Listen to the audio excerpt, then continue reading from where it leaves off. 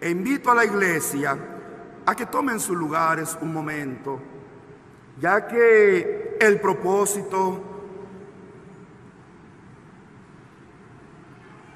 de que su hermano recorra todos los lugares donde Dios ha establecido su iglesia no es solamente, hermanos, por llenar un espacio de tiempo o una ocupación, hermanos, o un tiempo de ocio en su hermano. No, Dios me ha dado una encomienda. Dios me ha dado, hermanos, un mandamiento. Dios ha puesto un ministerio en mí y a través de ese ministerio Él quiere, hermanos, que el mundo venga al conocimiento de la verdad. ¿Qué es la verdad? La verdad es la palabra de Dios. Palabra genuina. Palabra que no se encuentra en un libro de letras, en un libro de testimonio. Aunque ese libro de testimonio da testimonio de esa verdad de Dios, pues ahí también viene precisamente el testimonio de esta bella historia de Dios. Y es aquí, iglesia del Señor, donde yo quiero, hermanos, recordar qué es, cuál es y qué es esa bella historia de Dios. Porque nosotros platicamos y hablamos y decimos que somos la iglesia de Cristo.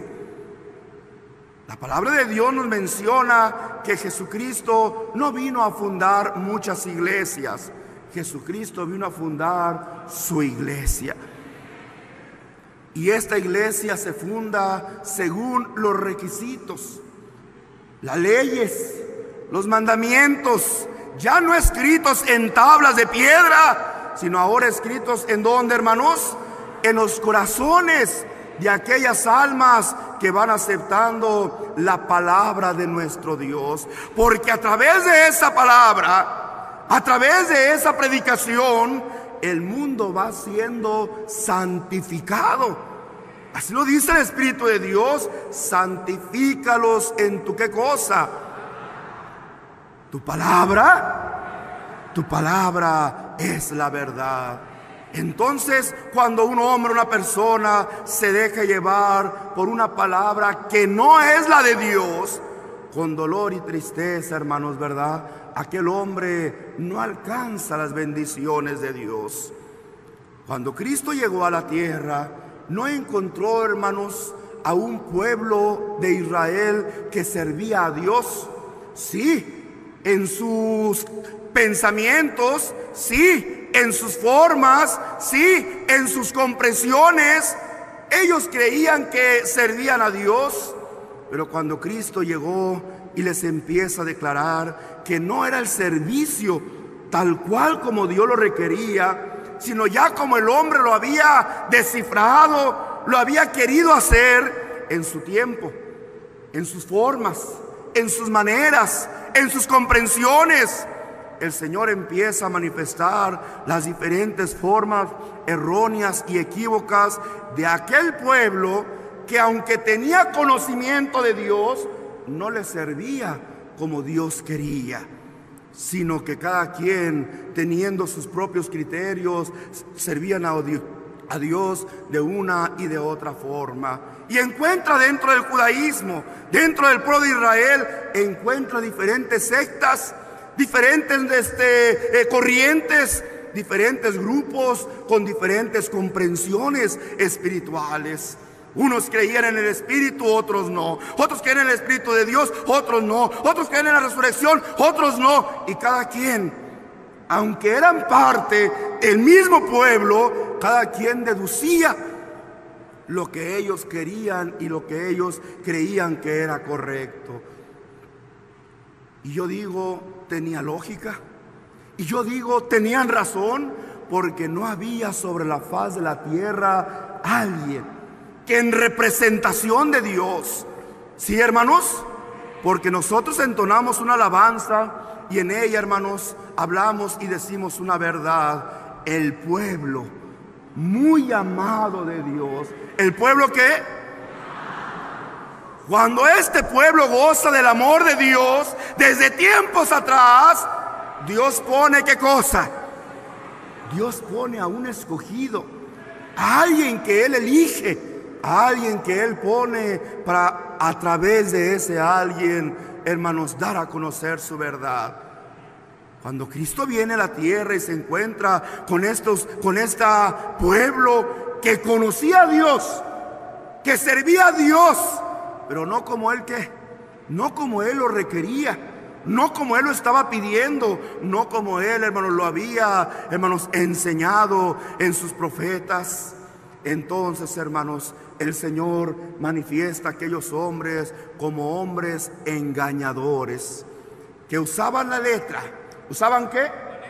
Usaban la letra para comprender y acomodar aquella letra a sus propias necesidades, y a través de ello hacer que el pueblo de Dios no cumpliera con la ley que Dios les había ordenado.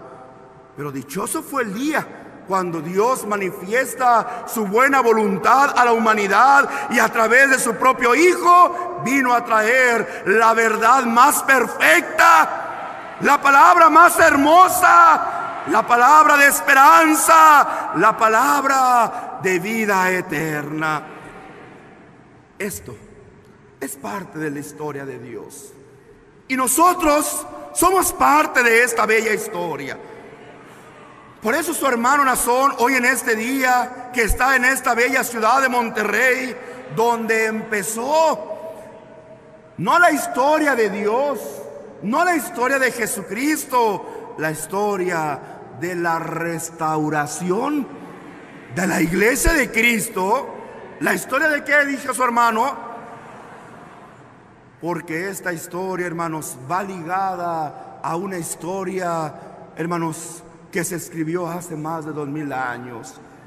Y esta historia, conjunto con la otra, va ligada a una historia eterna. Porque Dios es eterno.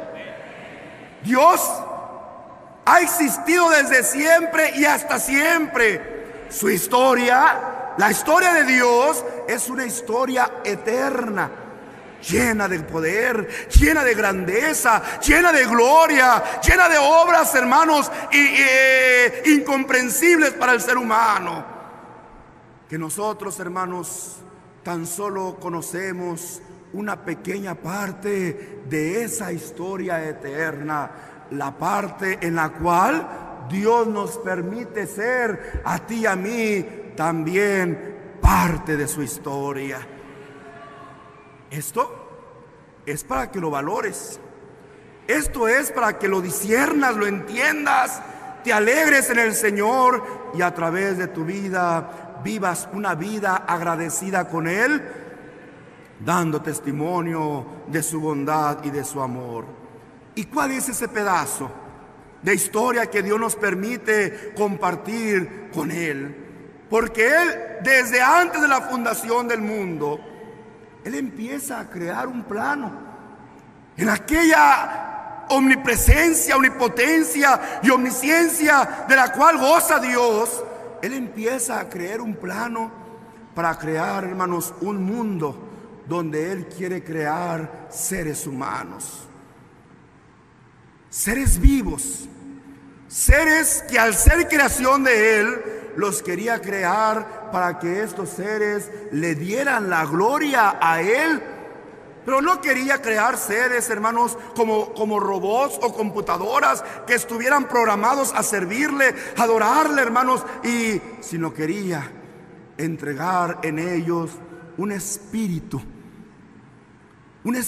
que salió del mismo Dios, el cual le otorgaba a ese ser vivo, entre los demás seres que él hermanos, hizo, le daba a aquel ser inteligencia, capacidad, discernimiento, decisión propia, y lo más importante, el libre albedrío.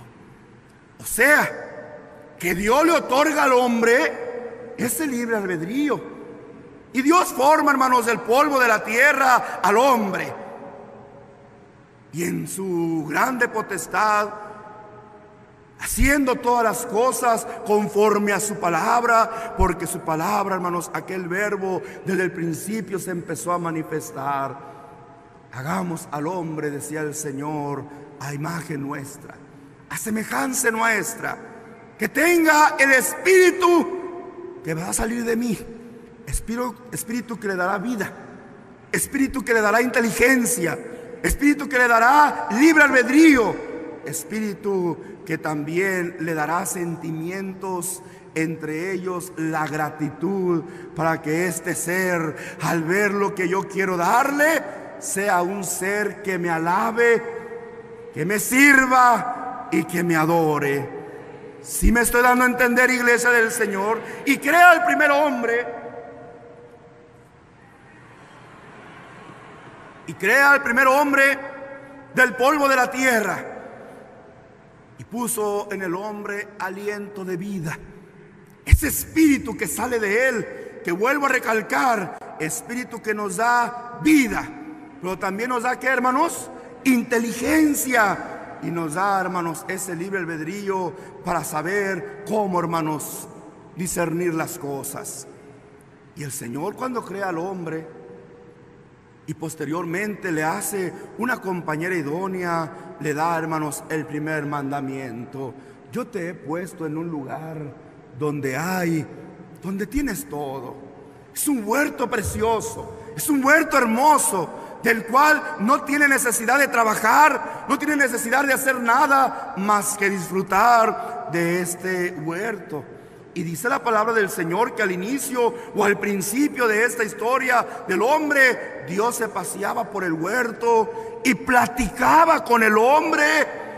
Le capacitó Dios a ese hombre para poder, hermano, resistir su presencia, y platicaba con él y dialogaba con él. Y dentro de aquel diálogo, Dios le dice al hombre, hombre que ya era y gozaba de un libre albedrío, que ya tenía esa libre albedrío para decidir por sí mismo.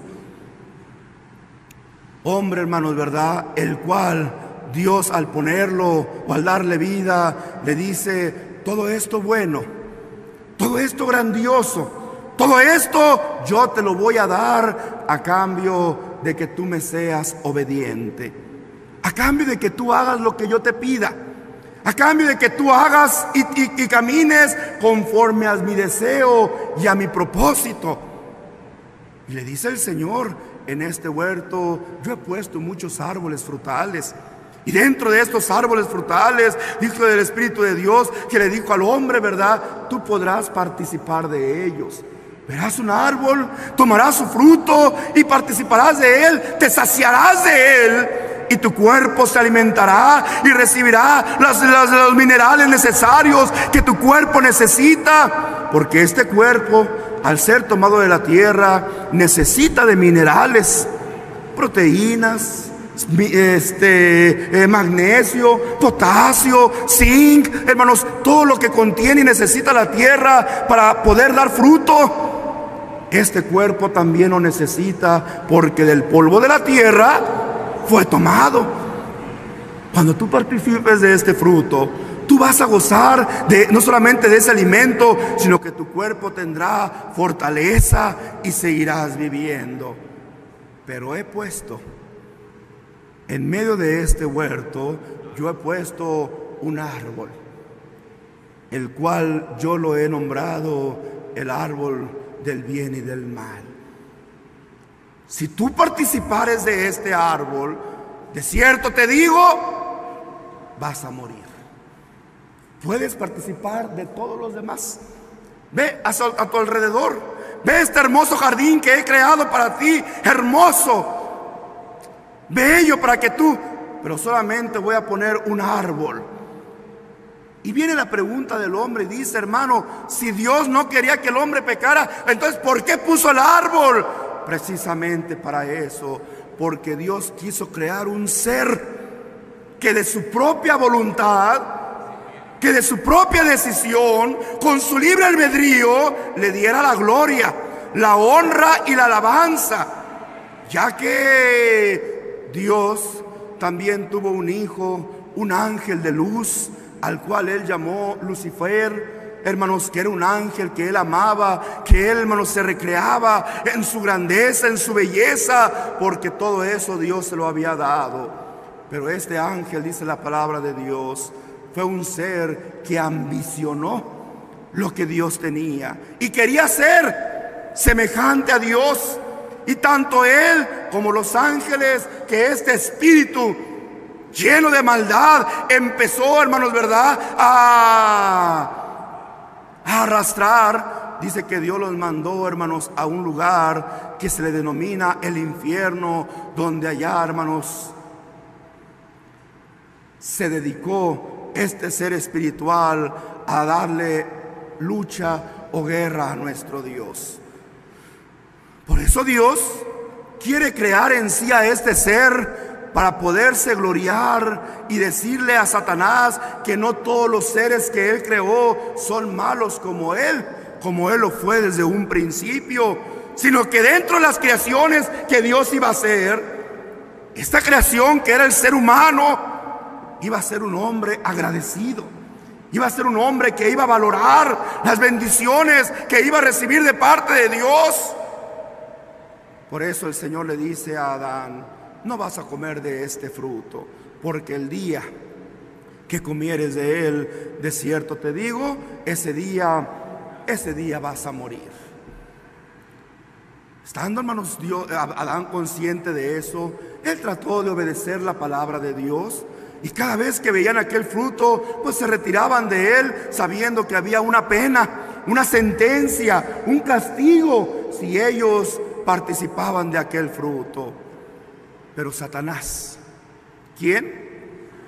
El enemigo de Dios, aquel ser espiritual, el cual, hermanos, de una forma astuta, engaña a todo ser, a toda criatura, para que no le dé la gloria a nuestro Dios. Dice la palabra del Señor, se fue, hermanos, introduciendo en la mujer primeramente para llevar en ella un engaño. La incitaba y la motivaba a que participara y comiera de aquel fruto que Dios había puesto y que Dios había prohibido al hombre que participara. La mujer, con aquel temor de Dios, la mujer con aquella palabra que Dios les había dado, le respondía a la serpiente: no puedo comer de este fruto, porque Dios nos dijo que el día que comiéramos de ese fruto, ese día íbamos a morir. Y fíjate la astucia de Satanás, que acomoda y que se acomoda a todas las condiciones que esta carne, me faltó decir, hermanos, que esta carne que fue tomada del polvo de la tierra, también vienen con ciertos defectos en la misma, como lo son las enfermedades, la necesidad de alimento, ¿verdad, hermanos? Y dentro de ese libre albedrío, pues precisamente el libre albedrío significa que tiene la capacidad de decidir por sí mismo lo que quiere hacer o lo que desea hacer, sea bueno o sea malo. O sea que Dios no interviene en nuestra decisión, sino que nos deja, ¿qué cosa? Que nosotros seamos los que decidamos, ya sea servir a Dios o ya sea, hermanos, ofender a Dios. Así es que en esa capacidad, en esa inteligencia que Dios le da al hombre a través del Espíritu, Satanás empieza a usar la astucia. No le dijo a la mujer que Dios era malo. No le dijo a la mujer que Dios era un ser, hermanos, que quería el mal para ellos, no. Sino que probó la ambición del hombre. Probó la vanidad del hombre. Probó, hermanos, la sed de grandeza del hombre. Inmediatamente, con astucia, moviendo aquellas palabras que carcomieron, hermanos, la mente de aquella mujer. Así es que Dios te ha dicho que vas a morir cuando tú comas este fruto. No te creas. No es verdad lo que Dios te ha dicho.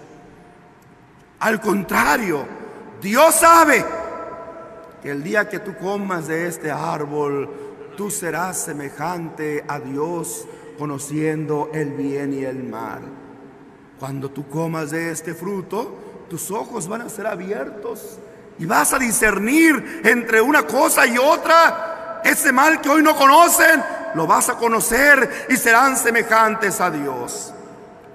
En aquel engaño, que más que engaño fue una astucia, porque no engañó realmente, ¿verdad? O no fue un engaño total en sí. No le digo que iba a ser poderoso como Dios o en grandeza como Dios. No, sino solamente conociendo que en qué iba a ser semejante a Dios, en conocer la diferencia del mal y del bien, hermanos. Pero el hombre se llena de aquella ambición. ¿Seremos como Dios? Y el hombre no se olvidó de aquella palabra que Satanás puso en él, conociendo el bien y el mal. Y el hombre empieza a volar su imaginación a la grandeza, al poder, hermanos, a la omnipotencia de Dios. Y el hombre, creyendo en las palabras de Satanás, ¿qué hizo el hombre? Creyó. No, él tenía la decisión de creer o no creer. Y él decidió que, hermanos, el hombre, por ese libre albedrío que Dios puso en él, decide creer en las palabras de aquel ser. Fíjate lo que te voy a decir, iglesia del Señor. De aquel ser que no le había dado nada, que no le había otorgado nada, que no le había dado ningún tipo de beneficio, porque desde el principio el hombre supo que él fue creado por Dios. O sea, en primer lugar, el hombre sabía que su creador era Dios, que aquel hermoso huerto, jardín que Dios había hecho, lo había hecho para que él disfrutara de él. También recibió un lugar para vivir, un lugar hermoso, un lugar donde el hombre vivía con plena paz y tranquilidad. Cuando vio la soledad del hombre, Dios dijo: no es bueno que el hombre esté solo, hagámosle una compañera idónea para que esté a su lado. También Dios le formó a la mujer para que fuera a su lado una compañera idónea, hermanos. Dios puso, hermanos, animales en aquel huerto. Él puso aves y había una perfecta armonía entre el hombre y el animal. Y se paseaba el hombre y le dio aquel permiso para que aquel hombre le pusiera nombre a todo ser viviente. Y el hombre se enseñoreaba sobre aquellas todas cosas. Quiere decir entonces que el hombre sabía y estaba consciente que todas las cosas que había recibido para bien. ¿Para qué? Para bien. ¿De quién lo había recibido? De Dios. Si estaba consciente el hombre de eso, sabía que todo lo bueno que él tenía y vivía, lo vivía y lo tenía por Dios. Pero en la propuesta que Satanás, el que no le había dado nada, el que no había provisto para él de nada, aquel que todavía no había demostrado un favor hacia él, pero le da una palabra que lo hace ambicionar. Cree, hermanos, en la palabra y se olvida de todos los favores recibidos de aquel Dios que lo creó, que creó la tierra, que creó los animales, que creó los árboles, que creó los mares, y todo aquello lo puso a los pies del hombre para que el hombre se enseñoreara de ello y disfrutara de ello. Y entonces, tras el engaño de la serpiente, la que es, hermanos, Satanás, el hombre participa de aquel fruto que Dios había prohibido. Recalco, es verdad que Satanás lo engañó, pero no le ató las manos, no lo amarró a un árbol, no le abrió la boca a la fuerza y no le metió el fruto a la fuerza para que lo comiera. No, esa decisión la tomó el hombre, porque dentro de la bendición y facultades que Dios nos da al hombre, en primer lugar está ese libre Oye, hermano, y Dios, en ese momento que la serpiente estaba engañando a la mujer, o que la mujer estaba convidando al hombre para participar de aquel fruto, Dios no estaba observando aquello. ¿Y sabes cómo estaba Dios, hermanos? Triste, decepcionado. Hermano, y pues entonces, ¿por qué no detuvo al hombre? Porque Dios quiere que el hombre sienta por sí mismo esa gratitud hacia Él y de una forma voluntaria le sirva. Por eso, cuando Dios estaba contemplando aquella acción, aquel engaño de la serpiente, Dios esperaba, Dios anhelaba que el hombre dijera: no, yo no voy a participar, yo me quedo con el que me lo ha dado todo. Porque tú, Satanás, porque tú, serpiente antigua, no me has dado nada, no me has provisto de nada. Solamente son, ¿qué cosa? Palabras engañosas. Entonces yo me quedo con el que, del que yo he recibido todas las cosas, desde la vida, el alimento, el cuidado, todo, el que me ha dado y obsequiado todo. Pero no fue esa la respuesta.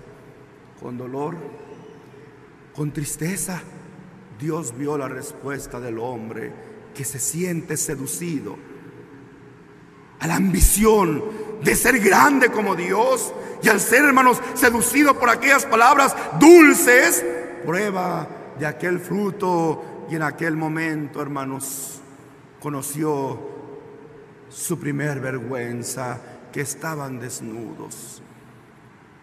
Y hermanos, volviendo Dios a visitar al hombre, el hombre, hermanos, ¿verdad?, siente la presencia de Dios y se esconde. Y Dios le dice: ¿por qué te escondes, Adán? Señor, es que te vi y me vi desnudo y me dio vergüenza y me escondí. Y viene la respuesta de Dios: ¿quién te dijo que estás desnudo? No fue ni siquiera sincero para decir: Señor, me voy con Satanás, decido servir a Satanás, sino que de una forma engañosa, de una forma, hermanos, queriendo mentir y ocultar aquel pecado, aquella maldad, quiso callarlo hasta que Dios lo descubrió. ¿Quién te dijo que estás desnudo? Señor, la mujer que tú me diste. Y la mujer, Señor, la serpiente.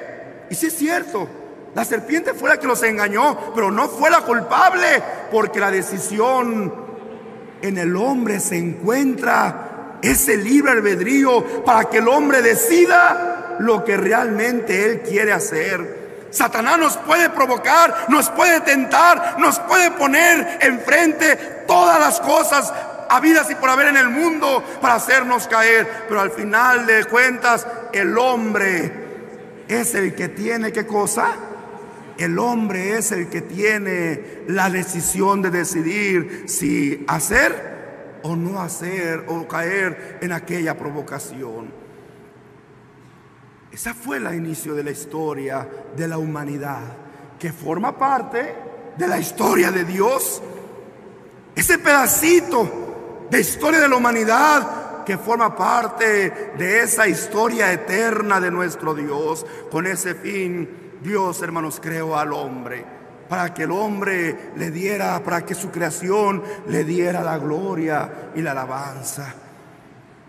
Lo sacó de aquel huerto, le impuso castigos, le impuso, hermanos, ¿verdad?, trabajo. A la mujer también le dio sus castigos, lo saca de aquella comodidad, de aquel confort que Dios había hecho para ellos. Y entonces, tras la descendencia de ellos, empezó a ver la maldad del hombre, que se empezaron a desviar, cada uno por su lado. Y ahí estaba Dios, ¿verdad?, viendo aquellas situaciones que sucedían, hermanos, en el mundo. Una creación que Él había hecho con un fin de servirle, de adorarle, pero que había agarrado un camino equivocado. Por sí solos, grábate lo que voy a decir, por sí solos tomaron decisión de servir, hermanos, y de andar en sus propios caminos. Por sí solos, sin la dirección de Dios, porque Dios cortó comunicación con ellos, decidieron no arrepentirse y volver a servir a Dios, sino que sus actos iban siendo cada vez más y más y más y más malos delante de Dios, al grado que llegó un momento en que Dios tuvo que confundirlos y repartiendo lenguas entre ellos. Aquella humanidad que empezaba a crecer se empezó, hermanos, a agrupar en las lenguas que entre ellos hablaban, porque Dios los confundió en muchas lenguas y empezaron, hermanos, a dividirse. Pero aún con todo y eso, el hombre no se apartó de su mal. El hombre siguió buscando su mal. Aprovechando ese libre albedrío, el hombre continuó buscando ofender a Dios y no quiso andar en sus caminos. Vio Dios a través de un hombre justo, a través de un hombre que sus obras eran limpias, eran honestas, y que tenía la memoria a ese Dios creador de todas las cosas. Vio Dios una esperanza en él. Me estoy refiriendo a Noé. Y en él vio Dios, hermanos, la oportunidad. Hoy lo que te estoy diciendo, iglesia del Señor, vio en un hombre, ¿qué cosa? No envió un ángel del cielo espiritual, no envió sus ejércitos, no, vio en un hombre que la esperanza, la oportunidad de crear una raza nueva que descendiera de aquel hombre que él veía justo, que él veía limpio, que él veía temeroso a Dios, que él veía apartado de todo el mal que el hombre ya vivía. Y le dice a aquel hombre: Noé, ¿cómo me he arrepentido de haber hecho al hombre? ¿Cómo me ha dolido en mi corazón haberlo creado? Porque esta creación que yo hice, perfecta, donde puse y donde lo creé y lo hice a mi semejanza, me ha dado la espalda. Pero yo he visto en ti un corazón noble, y yo espero en ti que la humanidad vuelva a multiplicarse, pero saliendo de este corazón noble que hoy veo en ti. Haz un arca, y en esa arca tú meterás especies de animales que yo te voy a decir. Muchos se confunden y creen y piensan que fueron todos los animales que existen en el mundo. No, hermanos, Dios le indicó a Noé cuáles eran los necesarios para reproducirse, inclusive para que entre algunos de diferentes razas también se reproducieran y salieran nuevas razas, porque es imposible que en un arca, hermanos, aunque muy grande, pero considerando todos los animales que había en el mundo, pues, hermanos, no podían caber en esa arca. Pero Dios, que sabía cuáles eran los necesarios que tenían que quedar en la humanidad, Dios le dice: yo te voy a decir cuáles animales vas a introducir, y meterás un par, macho y hembra, al arca. Pero no voy a ser duro con el hombre. Vas a ir con el hombre, sí, el que me ha ofendido, sí, el que me ha dicho, el que me ha dado la espalda, sí, el que ha caminado en sus propios caminos y no se ha acordado de mí. Vas a ir a ellos y les vas a decir lo que yo te estoy mandando. Y todo hombre que entrar en esta arca será salvo, mas el que no, el tal perecerá en esta inundación que yo mandaré a la tierra. Cuando Noé quiso cumplir aquella disposición de Dios, el hombre lo vio, hermanos, y lo juzgó como un hombre loco. Es que Dios me ha dicho que toda la tierra se va a inundar y todo ser viviente que no entrare a esta arca va a perecer. ¿Y cuál fue la respuesta del hombre? Noé, estás loco. Ni siquiera ha llovido, no ha caído, porque todavía no caía lluvia sobre la faz de la tierra. No sabían lo que era la lluvia. Pero si todavía, si ni siquiera ha sucedido eso en la historia de la humanidad, y tú nos dices que todo el mundo, Noé, estás. ¿Quién juzgó como locura la voluntad de Dios? Porque no era voluntad de Moisés, no fue un capricho de Moisés. Sí, hoy leemos en la Biblia esa historia y esa porción y decimos, qué hermosa historia, pero en su tiempo fue un hombre ignorado. Fue un hombre, hermanos, que la gente se burlaba de él. Fue un hombre que nadie le quiso hacer caso. Tan solo él y sus hijos empezaron a construir aquella arca. La gente, hermanos, se acercaba y la gente se burlaba de ellos. Ay, familia loca. Ay, Noé, ¿cómo te has vuelto loco? ¿Cómo has delirado? Tú y tu casa y tu familia, cómo se han trastornado y cómo están inventando tantas historias. Pero era lo que Dios le había mandado. Y aquel hombre que era de Dios, porque los hombres de Dios hablan la palabra de Dios aún a consta de su propia vida, aún sabiendo que pueden ser juzgados cual locos, aún siendo encarcelados, azotados o hasta muertos. El hombre verdadero que es de Dios, la palabra que Dios pone en su corazón es la que habla, es la que predica, es la que anuncia. Y Noé, seguro de lo que Dios le había dado, él empieza a dar la invitación. Llega el momento en que el arca, hermanos, se construye en su totalidad. Y en aquel momento, dice la palabra de Dios, hermano, ¿verdad?, que empezó la tierra a inundarse de agua. Y entonces la gente corría. Y cuando Dios le da el ultimátum a Noé, Noé, vuelve a invitar al hombre, porque voy a empezar ya a cumplir esta palabra. Y va con el hombre, y el hombre se ríe y se burla. Ni modo. El tiempo ha llegado. Cierra la puerta de esta arca, porque yo la voy a sellar. Dice la palabra de Dios que se cierra la puerta. Dios sella, hermanos, aquella puerta del arca, y empieza, hermanos, a inundarse hermanos, la tierra. Y entonces sí, el hombre empieza a correr al arca, y ya no le decía Noé loco, ahora le decían Padre Noé, ábrenos, rescátanos, ahora conocemos que tú eres de Dios. ¿Cuánto tiempo los estuvo invitando? ¿Cuántos meses? ¿Cuántos años tuvieron que pasar para que hicieran lo recto delante de Dios? Pero ellos, así es que no podemos decir, ay, que Dios tan malo, que Dios tan sanguinario, cómo mató a la humanidad. No, Dios les dio la oportunidad.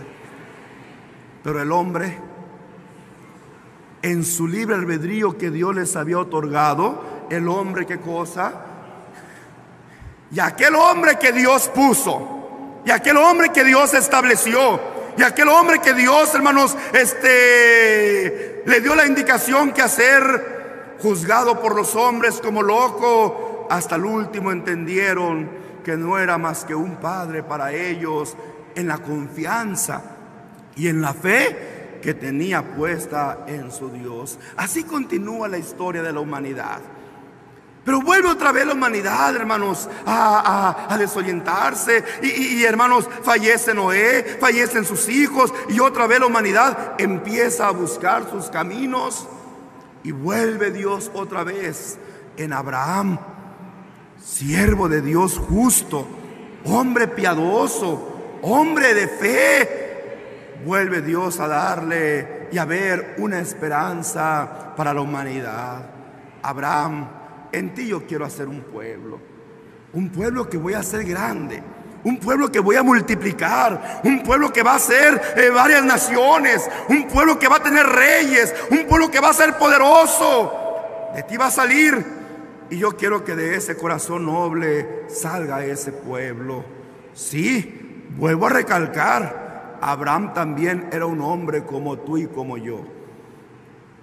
Y le dijo Dios, sal de tu tierra, sal de tu parentela, sal de la casa de tus padres y vete a una tierra que yo te voy a mostrar, porque yo voy a ser una nación grande en ti y serás bendición para todas las familias de la tierra. Y Dios en Abraham vio, hermanos, una esperanza para la humanidad. Vuelvo a repetir, ¿cuál era la esperanza de Dios? Que ese ser creado por Dios, llamado hombre, por su libre albedrío, le diera la gloria, la honra, la alabanza, conforme Él lo requiere y conforme Él lo pide. No como el hombre quiere. Yo no puedo servir a Dios en el tiempo que me sobre, en la disposición que yo quiera, en el momento que yo quiera. No, a Dios se le sirve conforme Él ya lo ha establecido. Y así, como toda institución, llámese empresa, llámese escuela, llámese, hermanos, trabajo, donde sea que vayamos, cuando vamos a una escuela a inscribirnos, a un trabajo a pedir empleo, a una institución a ser parte de ella, lo primero que nos dicen es: estas son las reglas de esta institución. Señor, discúlpeme, yo soy libre y yo quiero hacer lo que yo quiera. Pues aquí no hay trabajo para usted. Aquí no hay espacio para que estudies. Porque si tú quieres estudiar en esta escuela, o si tú quieres trabajar en esta empresa, o si quieres formar parte de esta organización, tienes que respetar, tienes que sujetarte a las reglas que la empresa, que la escuela, que esta asociación ya tiene. Y a través de sujetarte a estas reglas, vas a ser útil para esta escuela, para esta empresa. No sé si me estoy dando a entender. ¿Por qué creemos nosotros que Dios es desordenado?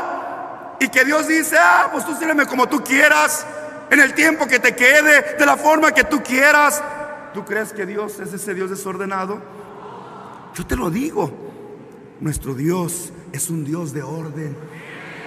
Y el primero que establece orden para servirle es Él.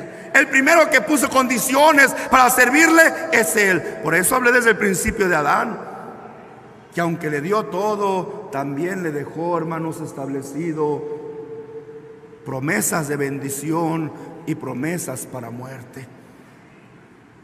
No porque Dios quería que el hombre muriera, sino quería que el hombre por sí solo decidiera servir y adorar a Dios. Y Dios crea, hermanos, en Abraham aquel pueblo, y Abraham, hermanos, de Abraham le nacen sus hijos, y de Isaac sigue la descendencia en Jacob, y de Jacob, hermanos, ¿verdad?, en uno de sus simientes, en sus 12 hijos que empiezan ya a crecer en Egipto por las circunstancias que ya conocemos. Y allá en Egipto, hermanos, donde aquella familia entró a Egipto por la dureza de su corazón, porque acuérdate que llegaron a Egipto porque vendieron a su hermano José, y José, habiendo padecido diferentes cosas duras y fuertes en su vida, al final Dios le recompensó, porque fue un joven que sirvió y decidió servir a Dios según la enseñanza que había recibido de su padre Jacob o Israel. ¿Sí me doy a entender, hermanos? Entre ellas, doy nada más un ejemplo para que no, hermanos, me gane el tiempo. Entre ellas, hermanos, aquella mujer de su patrón Potifar, que viendo a aquel joven y deseándolo y queriendo dormir con él, dice la palabra del Señor que aquel joven, hermanos, inmediatamente sintió el temor de Jehová. Dios me guarde de hacer tal cosa contra Jehová. No es la enseñanza, no es lo que mi padre me enseñó, no es lo que yo vi de mi padre Israel, sino todo lo contrario. Yo vi un ser honesto, yo vi un ser sincero, yo vi un ser que servía a Dios con justicia, con sinceridad, con honestidad. Dios me guarde de hacer tal cosa contra mi Dios. Y así José conservó su limpieza, y aunque fue acusado injustamente, hermanos, dice la palabra del Señor que Dios lo fue llevando y lo fue, hermanos, introduciendo a aquel lugar donde, hermanos, pues en su tiempo, en su momento, era el imperio del mundo, como lo era Egipto. Por eso entra, ¿verdad?, por la hambruna que hubo en aquella época en toda la tierra, y siendo Egipto un pueblo bendecido de Dios por la dirección de José, tenía sus reservas. Sus hermanos acabaron viviendo en Egipto. Aquella familia bendecida, aquella familia grande, aquella familia se empezó a multiplicar dentro de Israel, y después de multiplicarse dejó de ser una familia y se convirtió en un pueblo. Pero dice la palabra del Señor que al morir, hermanos, Faraón, aquel Faraón que amaba a José, sale otro Faraón que no tenía conocimiento de José. Y cuando, hermanos, sus concejales le dicen: aquí hay un pueblo entre todos los pueblos que ha crecido, que tiene sus propias leyes, hazlo esclavo, no vaya a ser que multiplicándose se rebelen contra de ti y caiga el imperio que tú gobiernas, oh Faraón. Y entonces Faraón acepta y convierte a la descendencia de Israel, la convierten en esclavos. Atención, iglesia del Señor, ya no había un hombre de Dios, ya no había un hombre de parte de Dios en el pueblo.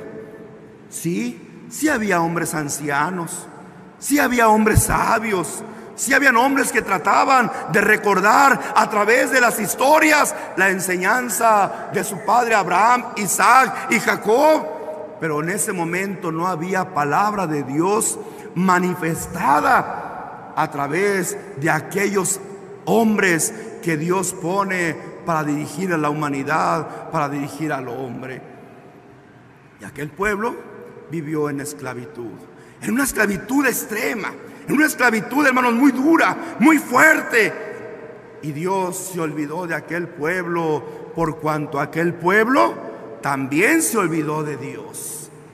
Pero pasado más de 400 años, viviendo en las circunstancias más inhumanas, viviendo en circunstancias más, hermanos, difíciles, pues aún a sus hijos, varones que nacían de toda hebrea, les eran cortada la vida por el faraón. Dice que en aquel dolor empezaron a recordar lo que los padres o los ancianos les platicaban, que hace más de 400 años hubieron unos hombres a los cuales ese Dios Espíritu, ese Dios creador de todas las cosas, les habían hecho unas promesas. Una promesa que de su descendencia iba a ser una nación grande y poderosa. Pero que Dios se había olvidado de ellos por cuanto ellos se habían olvidado de Dios. Entonces, recordando las promesas, empiezan ellos a clamarle a ese Dios. Todavía no había ley, todavía no había mandamiento, todavía Dios no les había dado estatutos para que siguieran. Todavía era una enseñanza libre. Pero hay cosas, hay actitudes, hay comportamientos que ofenden a Dios. Y hay, hermanos, comportamientos que agradan a Dios. ¿Te acuerdas de aquel joven que, hermanos, tomando de lo mejor de su ganado, agarró aquel corderito, el más gordito, el más hermoso, el más, hermanos, tiernito, y lo presenta y lo sacrifica a Dios? Y aquella muestra y aquel sacrificio para Dios fue agradable ante sus ojos. Pero su hermano, de la siembra que él tenía, hermanos, dice que escogió de lo peor de aquella siembra. Como la iba a quemar, iba a ser desperdiciada para ofrecérsela a Dios, porque iba a ser quemada, escogió de lo peor para ofrecérsela a Dios. Y Dios, como vio aquel acto. Así es que en la vida del hombre hay actos que a Dios no le agradan. Hay Dios que toma como un acto malo, como actos viles, como también hay actos que son buenos delante de Dios. Y se acuerda Dios de aquellas promesas, y empieza el pueblo a clamar a aquel Dios, y le empieza a decir: Dios de Abraham, Dios de Isaac, Dios de Jacob, acuérdate. Atención, no le pedían a Abraham, no le pedían a Isaac, no le clamaban a Jacob, no, le clamaban al Dios de Abraham. Sí, hermanos, Porque muchos pueden pensar, pues alababan al hombre, adoraban al hombre, le pedían al hombre. No, no decían Abraham, Isaac, Jacob, respóndenos. No, decían Dios de Abraham. O sea, Dios que le diste las promesas a nuestro padre Abraham. Dios que le dijiste a Abraham que harías de él una grande nación. Dios que le prometiste que esta nación sería multiplicada por todo el mundo y llena de reyes y llena de grandeza. Dios de Isaac, Dios de Jacob, acuérdate de las promesas que le hiciste a nuestros padres. Y entonces, no por ellos, cuando escucha Dios el clamor de Israel, entonces en su dolor, en su angustia y por las promesas que Él le hizo a su siervo Abraham, viendo en él un corazón limpio, volvió a ver una esperanza. Es un pueblo que aprendió. Es un pueblo que en el sufrimiento, es un pueblo que en el dolor, que en la angustia, que en esas situaciones difíciles que están viviendo, se acordaron de mí. Entonces, ahora sí, ya me van a servir. Y empieza Dios otra vez a poner la mirada en ellos. Y dice la palabra de Dios, los saca de la esclavitud. Con poder, con gloria. Porque no nada más los sacó así por sacarlos, no, hermanos.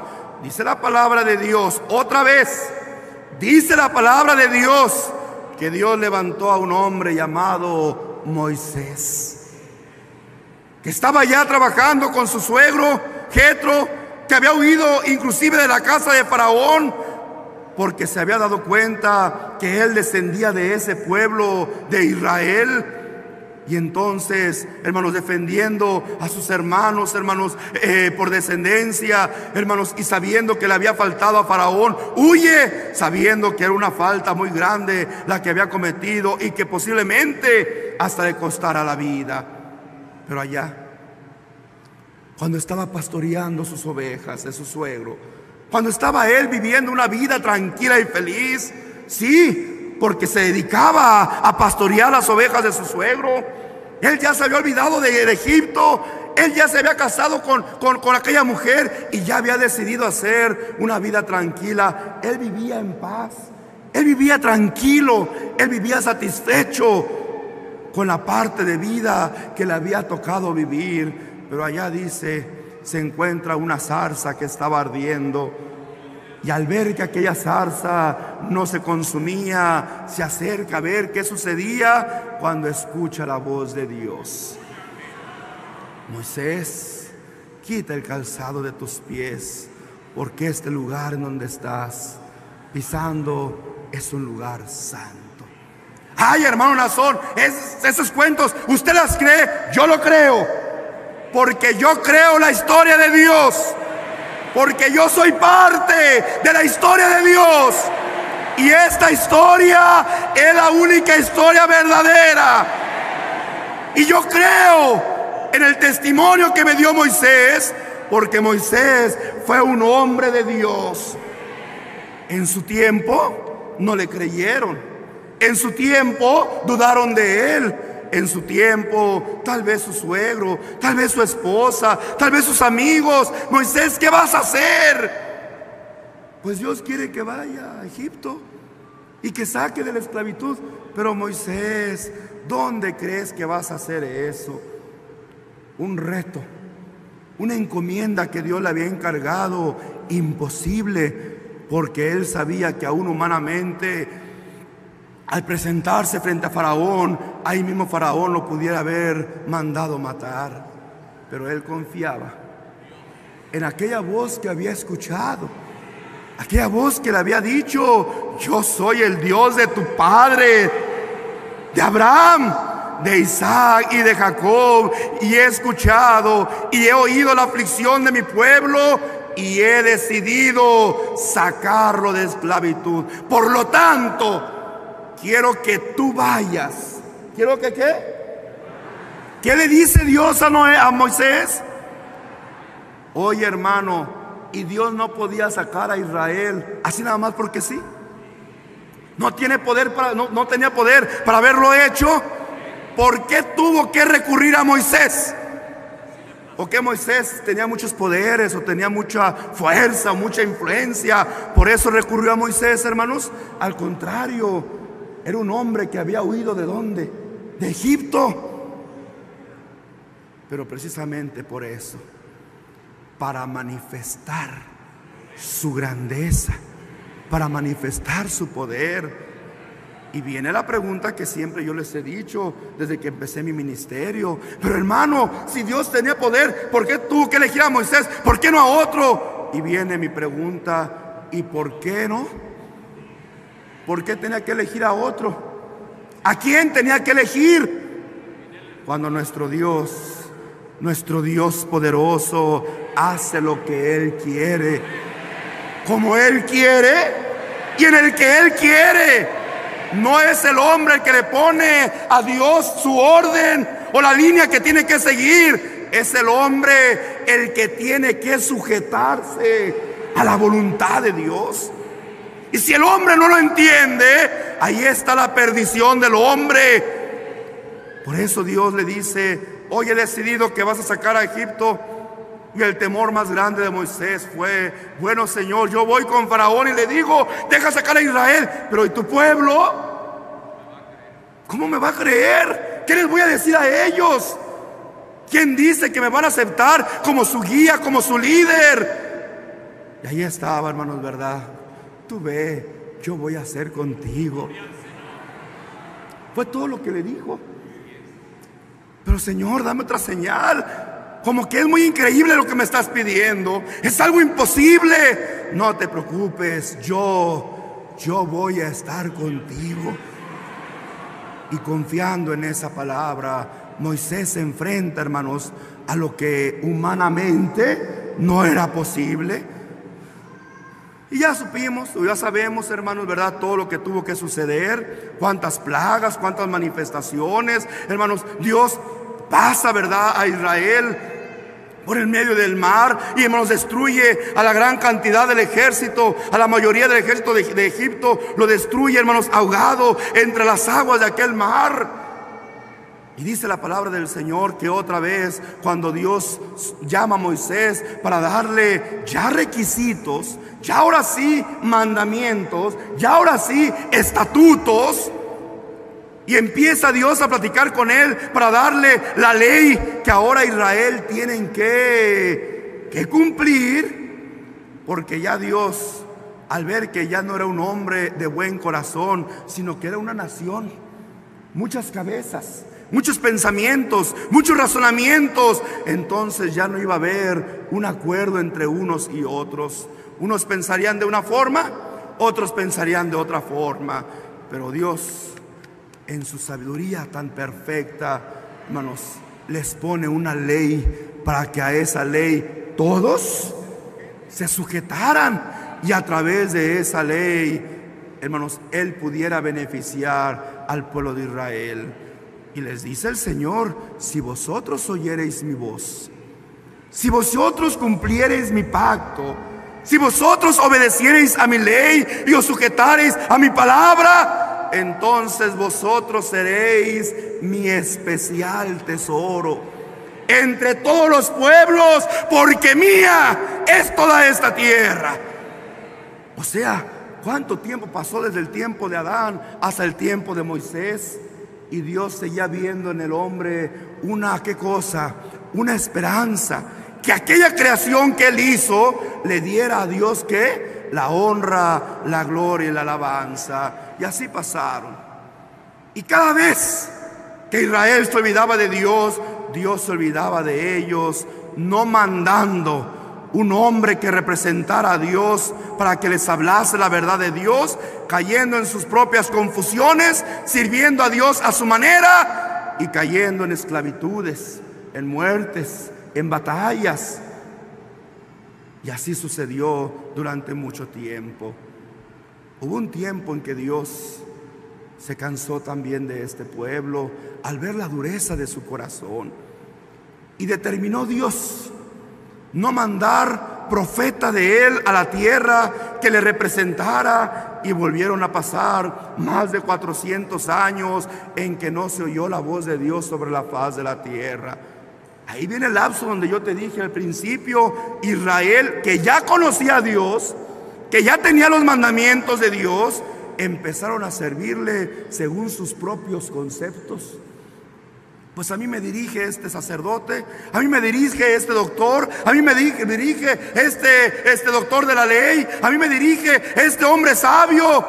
Y como él entiende la palabra, o como él la habla, yo creo que así es. Y cada quien, ¿verdad?, se iba con su predilecto. Y dentro del judaísmo se empezaron a formar diferentes sectas, mientras que Dios establecía un sumo sacerdote puesto por él, porque nadie podía tomar para sí esa honra si no era puesta por Dios. Cuando llega Cristo a la humanidad, se encuentra que había dos sumos sacerdotes. Imagínate hasta dónde estaba corrompido Israel, que a pesar de que tenían la ley de Dios, porque la tenían y todavía la leían y la escudriñaban hasta el día de hoy, pero ya no había quien de parte de Dios la interpretara como Dios quería. Por eso cada quien empezó a predicarla, a hablarla y a desempeñarla según sus propios conceptos. Un grupo con Anás, sumo sacerdote de Israel, puesto por los hombres, no por Dios. Otro grupo con Caifás, otro sumo sacerdote, puesto por los hombres. Y cada quien tenía su propia comprensión, su propio concepto de la ley de Moisés. Había otros que, hermanos, se empezaban a dividir. Unos se llamaban los escribas, los saduceos, otros se llamaban, ¿verdad?, y cada quien y cada uno de ellos, hermanos, tenían sus propios conceptos. Entonces Dios, en su hermoso plan que Él tenía, deseando todavía la oportunidad, no solamente para Israel, sino ahora quiere ampliar esa gracia y misericordia a toda la humanidad. Dios entonces dice: les mandaré a mi Hijo. A Él se lo van a oír, a Él sí lo van a escuchar. Cuando vean y oigan que es mi Hijo, con Él sí se van a sujetar, y todo hombre se volverá a acercar a mí.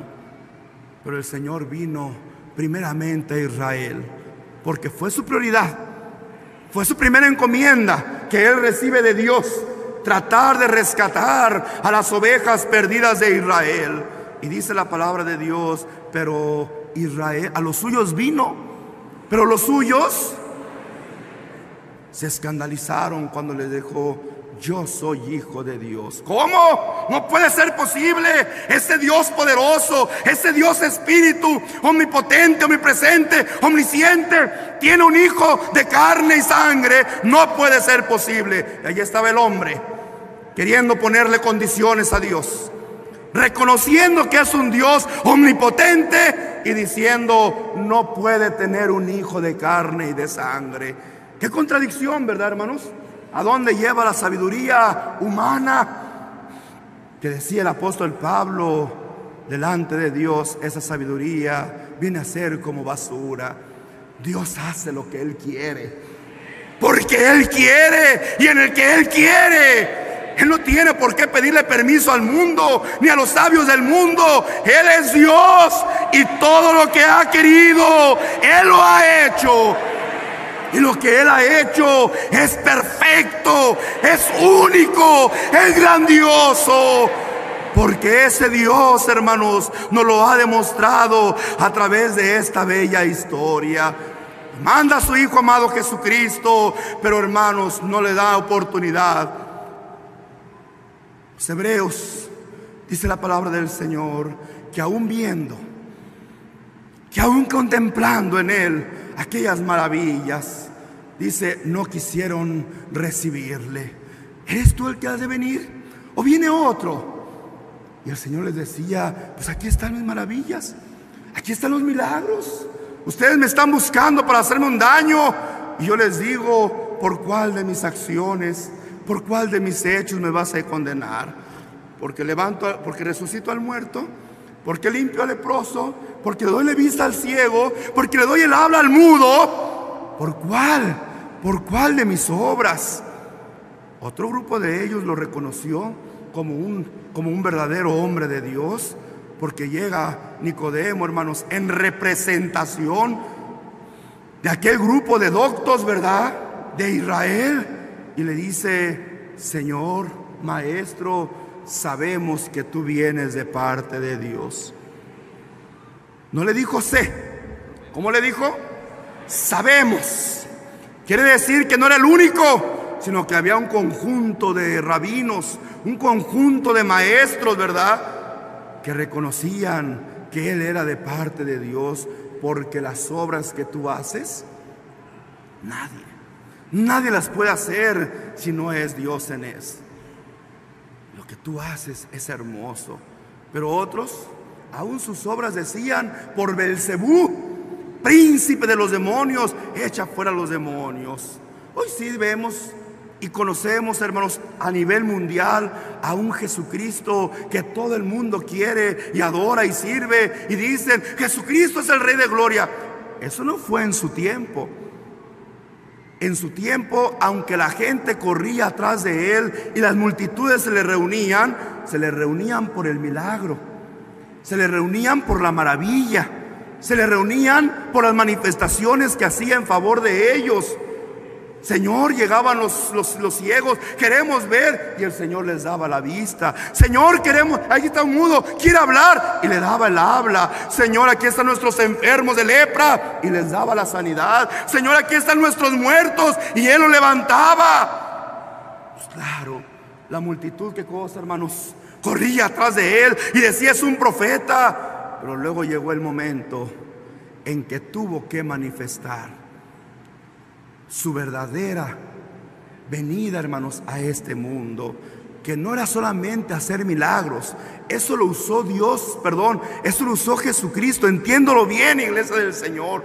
Eso lo usó Jesucristo para llamar la atención de un Israel que no aceptaba a los hombres que Dios había mandado para dirigirlos.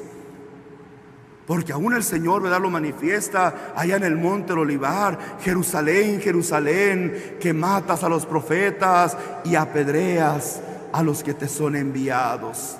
¿Cuántas veces quise juntaros como la gallina que cosa junta sus polluelos?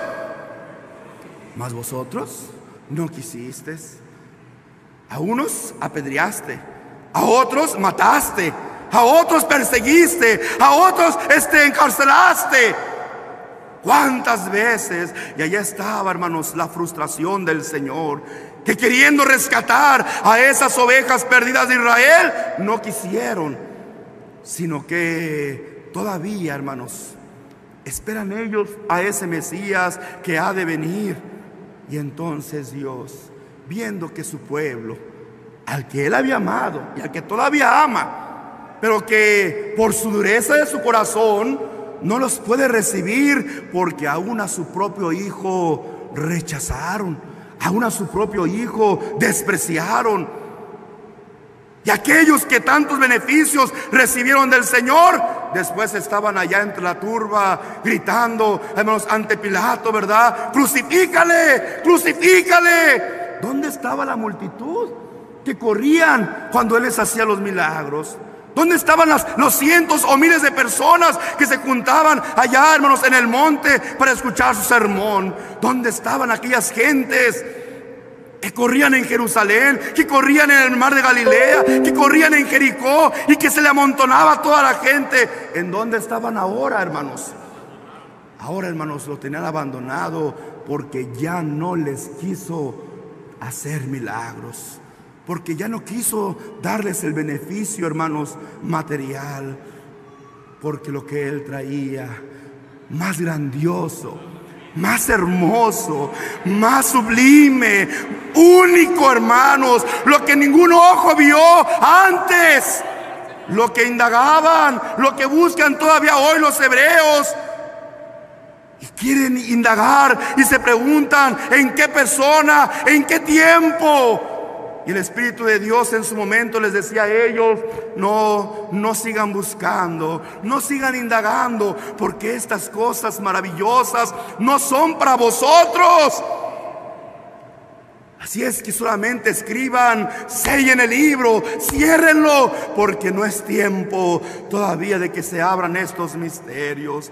Pero bendito fue aquel momento cuando allá, hermanos, en un pesebre nació un niño. Y cuando nace el niño, los ángeles del cielo empiezan a alabar a Dios. Los pastorcillos se asustaron y decían: ¿qué está sucediendo? Y un ángel de Dios viene y les dice: no tengan temor, no tengan miedo, no es nada malo lo que les ha pasado. La voluntad de Dios hoy se hace manifiesta para todo hombre.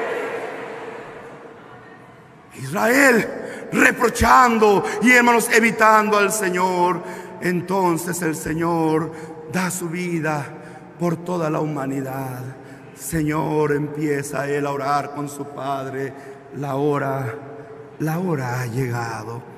Santifica a tu Hijo, glorifica a tu Hijo, como tu Hijo también te ha glorificado. Y empieza a platicar con su Padre y empieza a decirle: Señor, todo lo que me habías encargado, todo lo he hecho. He venido al mundo, he venido a tratar de unir a Israel, pero tu pueblo no quiso. Pero Señor, hoy está mi cuerpo en sacrificio para que tu gracia, para que tu bondad se abra no solamente a un pueblo, se abra a toda la humanidad. Y ahí está el Señor orando a su Padre. Y ahí, hermanos, parte, hermanos, una nueva historia hermosa.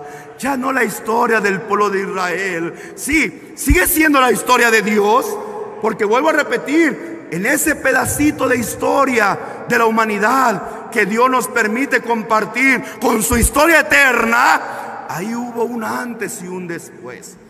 Aquel antes que fue para un solo pueblo, aquel antes donde vio Dios la maldad de toda una generación de hombres que no quisieron servirle, pero que en un hombre llamado Abraham, él vuelve a tener una esperanza para crear un pueblo que con buenas obras le sirva y le adore. Pero que aquel pueblo, hermanos, endureciendo su corazón, rechazó aún, no solamente a los profetas, no solamente a los reyes. Le dijo Dios a Samuel cuando pidieron y exigieron un rey para Israel: pónselos, porque no te han despreciado a ti, me han despreciado a mí.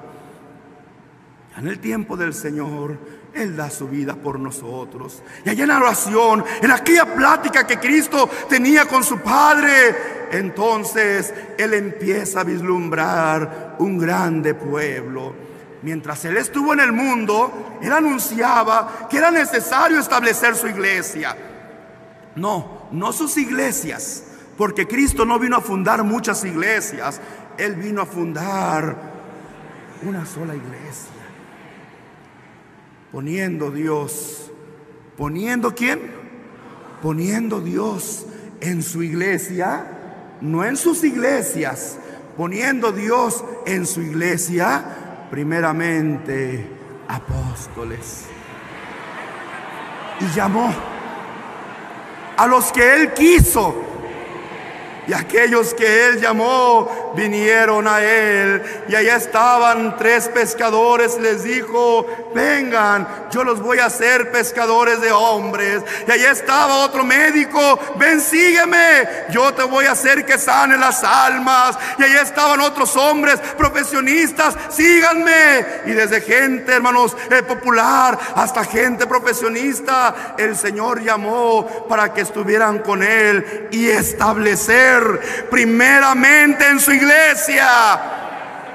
No seres espirituales, no seres como piensa el mundo que tiene que ser, no, sino como Dios lo ha establecido.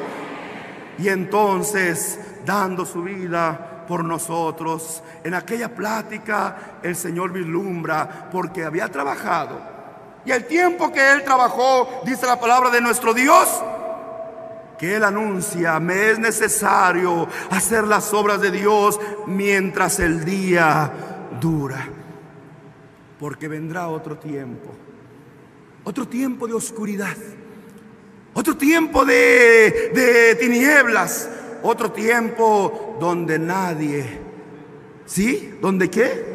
Donde nadie va a poder trabajar. Yo hoy vengo a establecer la iglesia. Yo hoy vengo a poner las reglas, los lineamientos, como Dios lo ha establecido y como Dios me lo ha ordenado. Todo lo que me ordenaste, Señor, que hiciese, todo, como dijo el Señor, todo lo he hecho. Estableció su iglesia conforme al propósito de Dios.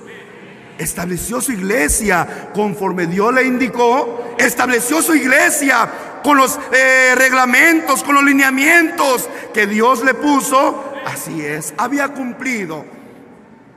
El tiempo de oscuridad se acercaba, pero no solamente vislumbraba a la iglesia, que aunque poquitos quedaron con él mientras él estaba con vida.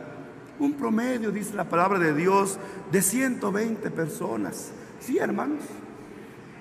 No creas que en aquel tiempo era el Cristo famoso que hoy conocemos, que todo mundo habla de Él y que todo mundo dice que cree en Él. En aquel tiempo no fue así.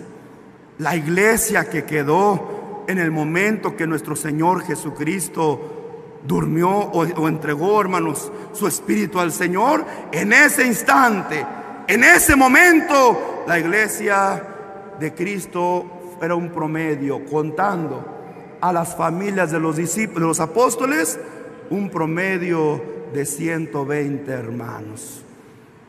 Pero no era lo mucho, ni era lo poco, sino era lo que ya se había establecido: la iglesia del Dios vivo, columna y apoyo de la verdad. Señor, te ruego por estos. Yo voy a ti, pero estos quedan.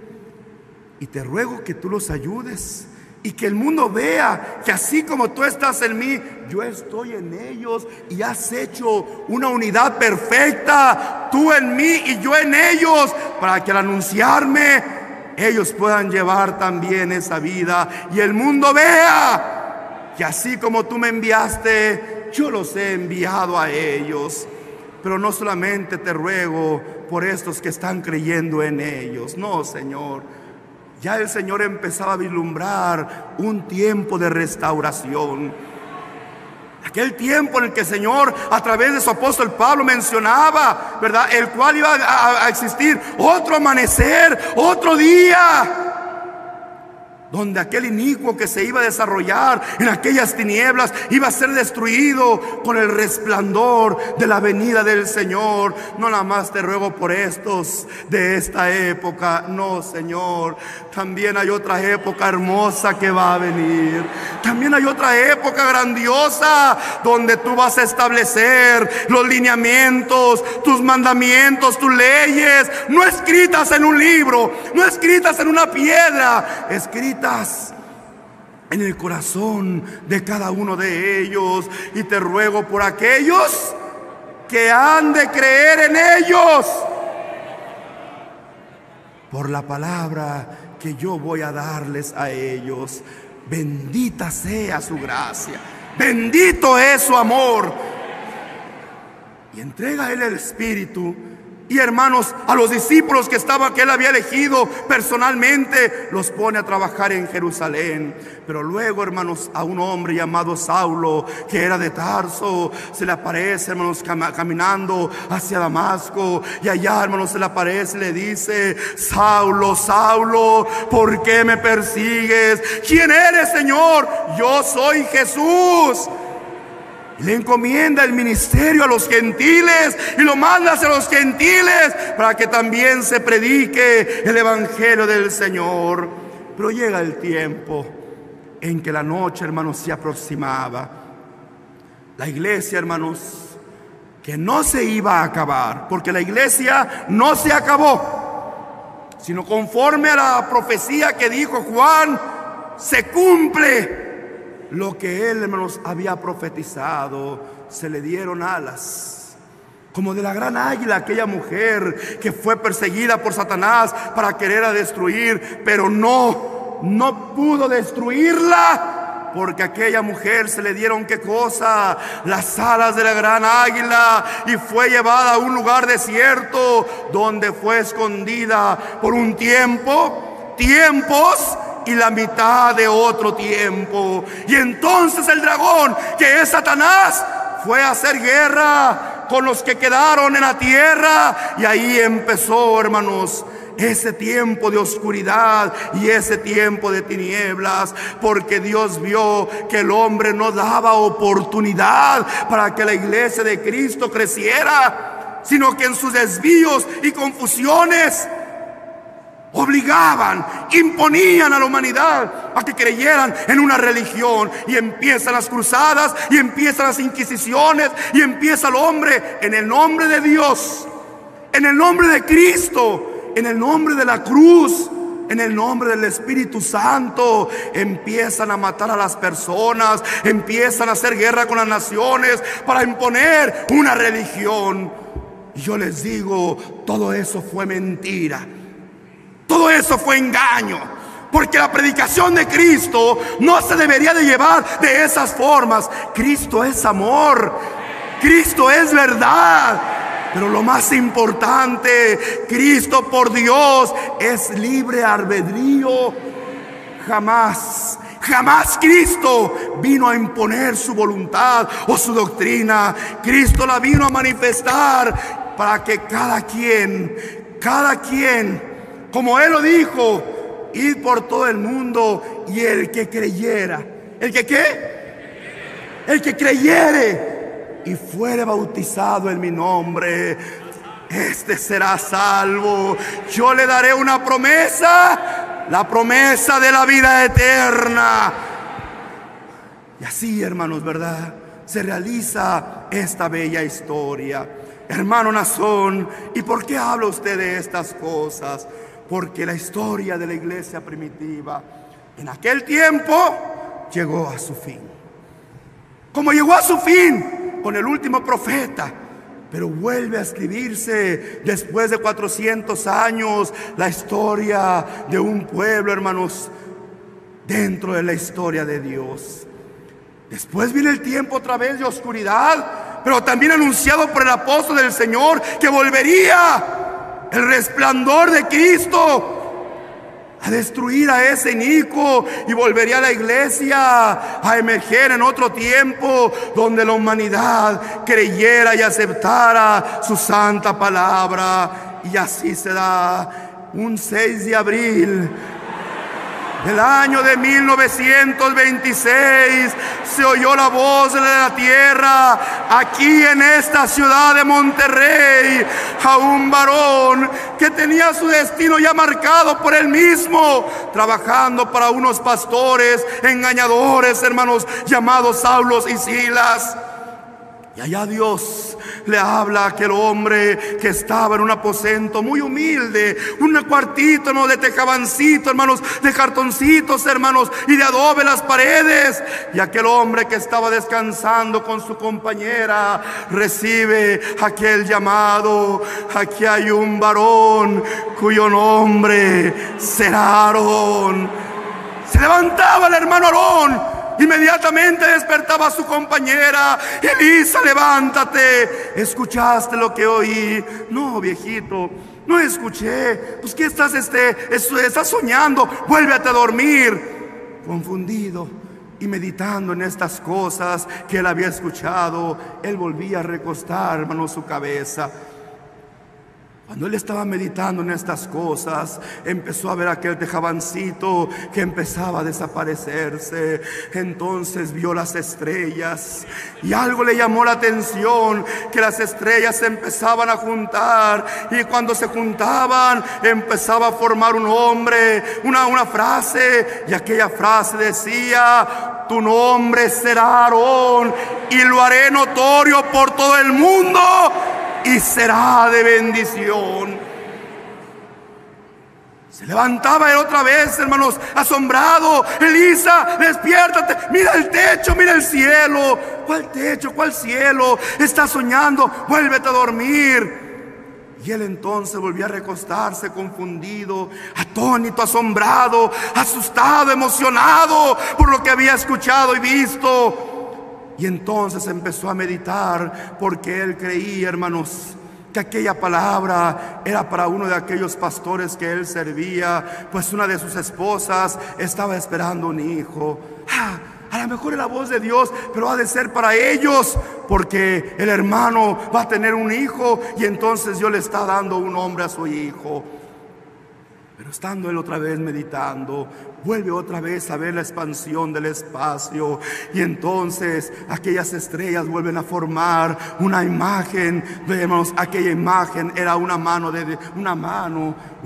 que con el índice apuntaba ya no a aquel niño, ya no a otra persona, un índice que le aclaraba con certeza que no era otra persona más que él, y aquella mano lo apuntaba y lo señalaba a él, y se oyó una vez más la voz de Dios: tu nombre será Aarón, y lo haré notorio por todo el mundo, y serás de bendición.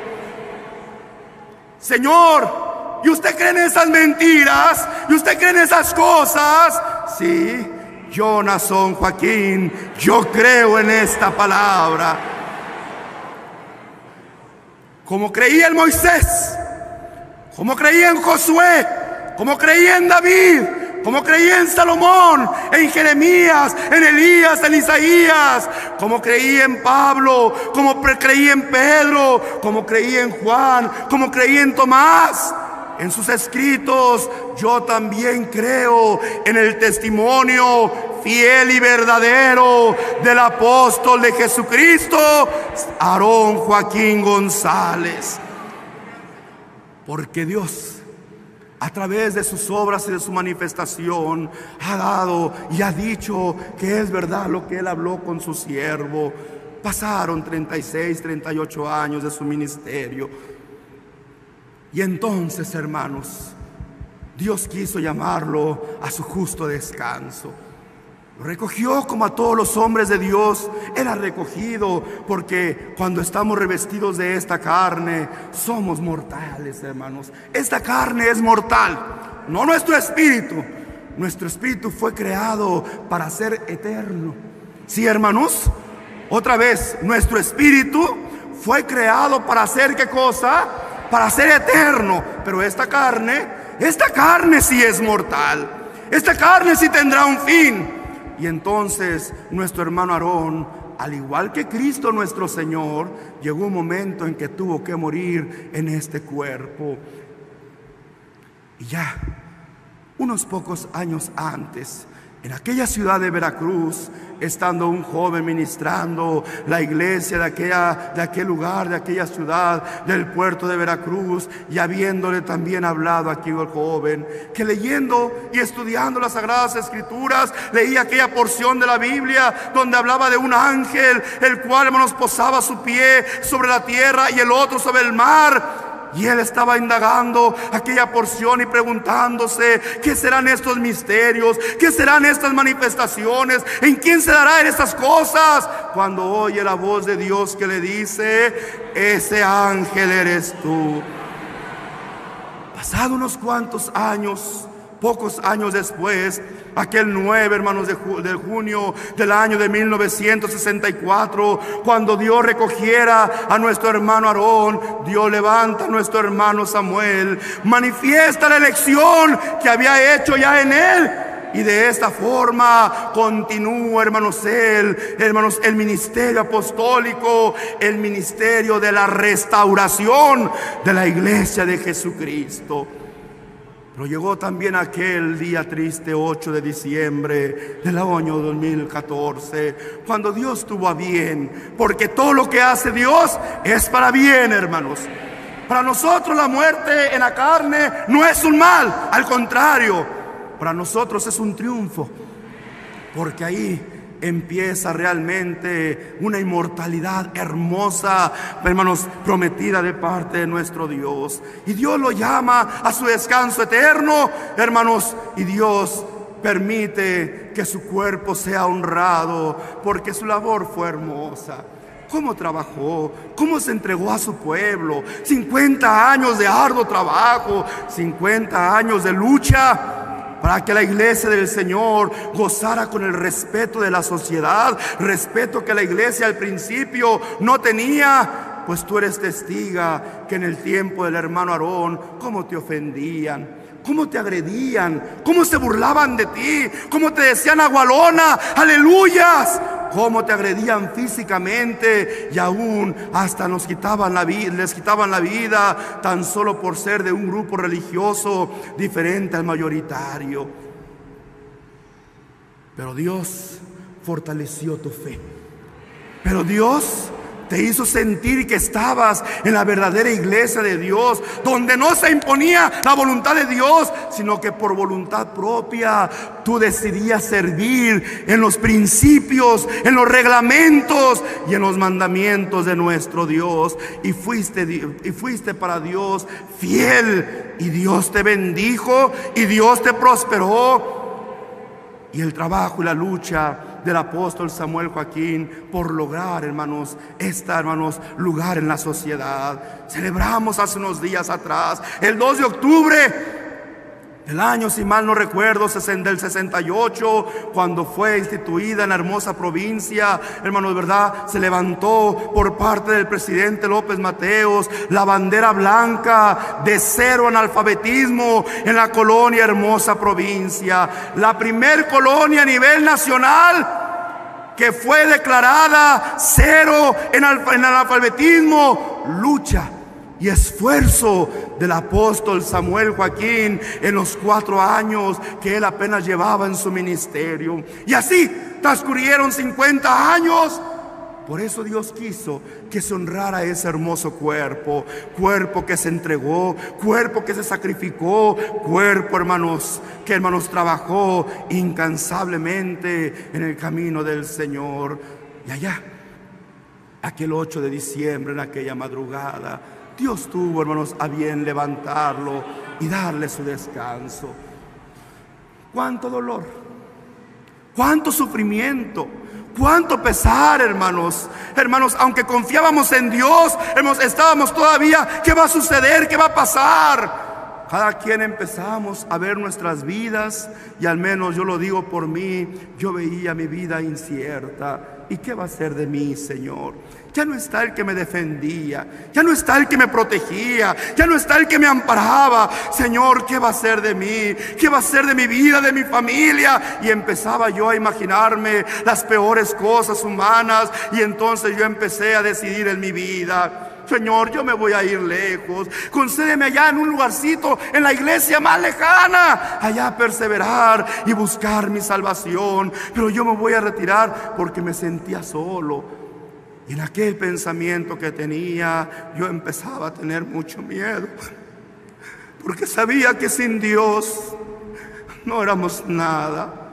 Y Dios se manifestaba a su iglesia como siempre lo ha hecho, a través de su siervo, a través de sus ungidos, de los profetas y los apóstoles que Él manda a la tierra. Y en aquel momento de soledad y de incertidumbre, yo buscaba un rinconcito en uno de los cuartos del hogar de mi padre, y doblando mis rodillas, yo empezaba a llorarle a mi Dios: me siento muy triste, Señor. Me siento muy solo. Pero no era solamente mi palabra. Yo creo que mi palabra reflejaba la situación que vivíamos cada uno de nosotros, al ya no tener a nuestro Padre, a nuestro guía, al apóstol de Jesucristo a nuestro lado. Veíamos incierto nuestro futuro. Señor, ¿y ahora qué va a ser de mí?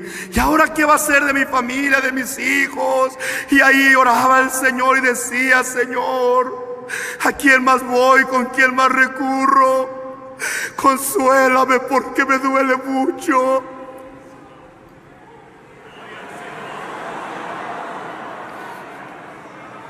Y fue en aquel momento En aquel momento de desesperación, de dolor, cuando yo escuché una voz: ¿por qué me pides consuelo? Si tú has de consolar a mi pueblo. Yo me levantaba, hermanos, y no sabía qué estaba sucediendo. Yo conozco a Dios y sé que habla a sus siervos, pero yo no tenía la experiencia. No tenía la experiencia anteriormente de hablar cara a cara a Dios, como ahora Dios se me estaba presentando. Y me levantaba yo atónito, asombrado, no asustado de miedo, sino asustado de asombro. Y volteaba a mi alrededor y no veía a nadie. Y me levantaba y me salía al pasillo pensando que alguien me estaba gastando una broma, y volteaba a un lado, a otro, y veía que todos al fondo de aquel pasillo, donde había un cuarto que estaban preparando el cuerpo del apóstol del Señor, ya los veía todos con lágrimas. No puede ser que alguien esté jugando mientras estamos en este dolor. Volvía yo a hincarme: Señor, ¿qué es lo que está pasando? Señor, ¿qué es lo que escuché? ¿Qué es lo que oí? Señor, ¿por qué está pasando esto? No entiendo. Cuando otra vez Dios habla con su hermano: Nazón, tú estarás al frente de este pueblo. Y si hoy lo ves grande, yo lo he de multiplicar aún más. Tu razón, tu conciencia no me dirán el grande crecimiento que se tendrá este pueblo que tu Padre ha trabajado. Es verdad, hermanos, es cierto. Podrá haber gente que diga: Señor Nazón, yo no creo en su testimonio. Para mí es usted una persona engañadora. Para usted es un hombre loco que creyó que oyó una voz. Pero yo les digo a esas personas: yo tengo una firma, yo tengo un sello que Dios me ha dado, que confirma mi elección.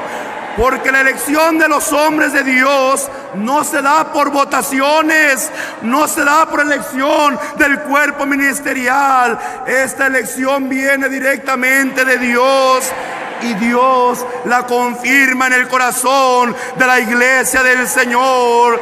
Hoy, iglesia de Nuevo León, yo te quiero preguntar: ¿eres tú el sello de mi apostolado?